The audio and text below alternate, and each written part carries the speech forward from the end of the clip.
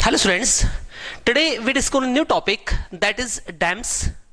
देखिए डैम्स क्या होते हैं। Dams is a large reserve body होती है जो पानी को क्या करती है, बहुत हाई अमाउंट में स्टोर करती है। तो डैम्स क्या होते हैं? Dams is large water reservoir, water storage body. Dams एक लार्ज वाटर स्टोरेज बॉडी होती है जो जनरली गवर्नमेंट के द्वारा बिल्डअप की जाती है, गवर्नमेंट के द्वारा बनाई जाती है। अब जो डैम्स होते हैं, इससे कुछ एग्जांपल्स हम देंगे यहां पे कि डैम से कौन कौन से एग्जांपल्स होते हैं। तो कॉमनली एग्जांपल होता है जैसे भाखड़ा डैम। भाखड़ा डैम सबसे कॉमन है, एग्जांपल है। टिहरी डैम, उत्तराखंड में टिहरी डैम। सरदार सरोवर डैम, ये कुछ कॉमन से एग्जांपल होते हैं जो डैम्स हैं इनके। अब हमारा बेनिफिट क्या होता है, एडवांटेज ऑफ डैम या benefit associated with the dams, यानी हमारे कौन कौन से बेनिफिट्स होते हैं जो डैम के साथ जुड़े हुए हैं।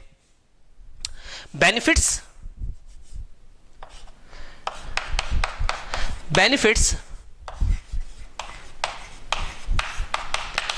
Associated with dams. डैम्स के साथ हमारे कौन कौन से फायदे जुड़े हुए हैं। देखो डैम्स के बहुत सारे फायदे होते हैं। जैसे जो डैम्स होते हैं वो ऐसे एरिया में वाटर सप्लाई करते हैं जहां पे जनरली रिवर्स के द्वारा या जनरली नहर के द्वारा पानी सप्लाई नहीं हो सकता। तो एक बहुत बड़ी लार्ज वाटर स्टोरेज बॉडी होगी जो क्या करती है, ड्रोट और फ्लड से बचाती है, राइट। जैसे मान लीजिए क्योंकि एक्सेस फ्लड को डैम्स होते हैं पानी को स्टोर करके कंट्रोल कर सकते हैं। ऐसे ही जैसे ड्रोट वाली कंडीशन होती है, सूखे वाली कंडीशन में पानी रिलीज कर सकते हैं। तो ये डैम्स का काम होता है। डैम्स क्या करते हैं, इसे अलग अलग बेनिफिट इसके साथ जुड़े होते हैं। फर्स्ट क्या होते हैं, डैम्स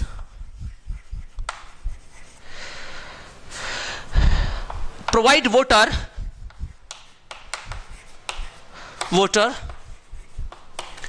फॉर इरिगेशन। डैम्स क्या करते हैं, सिंचाई के लिए पानी प्रोवाइड करते हैं। यानी सिंचाई के लिए जो पानी आता है वो किससे आएगा, डैम से आएगा। डैम्स जो होते हैं वो हाइड्रो इलेक्ट्रिसिटी, यानी जो लाइट बनती है, एनर्जी जो बनती है, इलेक्ट्रिसिटी बनती है, उसको प्रोड्यूस करने में हेल्प करते हैं। क्या होता है, hydro electricity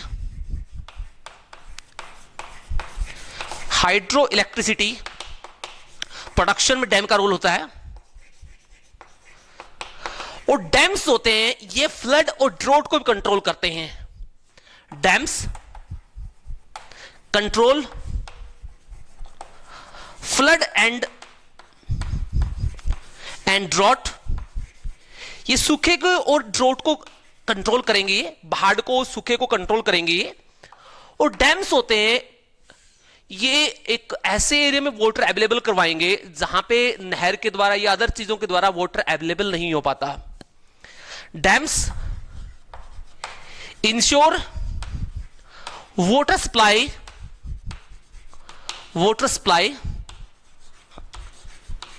in low lying area. ये ऐसे एरिया में वाटर सप्लाई करते हैं जहां पे जनरली अदर मेथड के द्वारा पानी दिया जाना संभव नहीं है। तो डैम्स उसके साथ में क्या करते हैं, हेल्प करेंगे। अब प्रॉब्लम्स क्या क्या है डैम्स की, प्रॉब्लम कौन कौन सी जुड़ी है डैम्स के साथ में। Problems associated with the dams, problems associated with the dams। देखो डैम्स के साथ में कौन कौन सी प्रॉब्लम जुड़ी हुई है। डैम्स के साथ में बहुत सारी प्रॉब्लम जुड़ी हुई हैं, like some are economic problems, some are social problems, और यहां तक कि कुछ बायोडाइवर्सिटी प्रॉब्लम्स भी होती हैं। सबसे पहले देखते हैं सोशल प्रॉब्लम्स।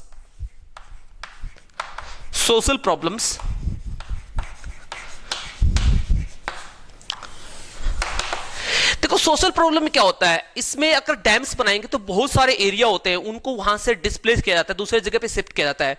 तो बहुत सारे जो ट्राइबल पीपल्स होते हैं वो यहां से क्या होते हैं, वो होमलेस हो जाते हैं। ट्राइबल पीपल्स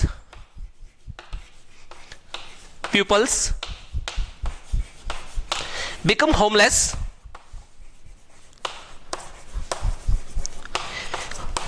वो होमलेस हो जाएंगे। तो सबसे बड़ी सोशल प्रॉब्लम यही होती है इसके अंदर।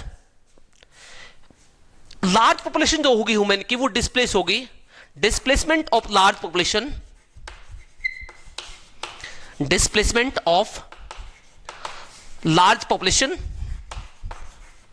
ह्यूमन की लार्ज पॉपुलेशन को दूसरी जगह शिफ्ट किया जाएगा। And the number second reason जो आएगा, सेकंड रीजन सोशल प्रॉब्लम के बाद सेकंड रीजन आता है, वो आता है यहां पे, that's economic problem, economic problem या इकोनॉमिक इशू। अब इकोनॉमिक इशू में क्या होता है, बहुत सारा पब्लिक का जो मनीज होती है, पैसा होता है पब्लिक, वो इसके ऊपर स्पेंड होता है। Large amount of public money is used in dam manufacturing या dam building. Huge amount of public money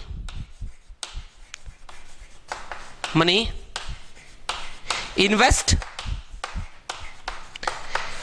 huge amount of public money invest in dam manufacturing,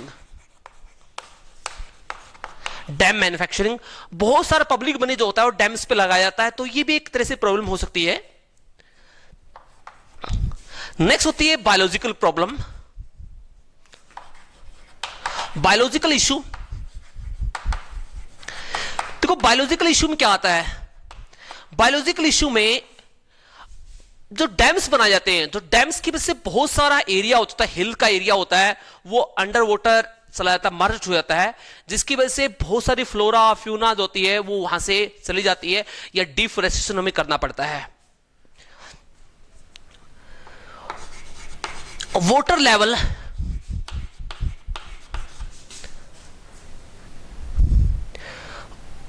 water level in dams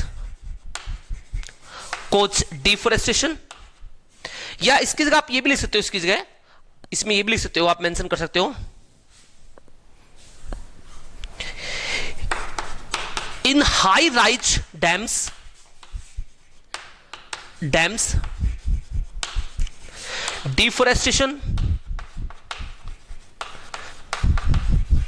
deforestation पेड़ों काटना, displacement of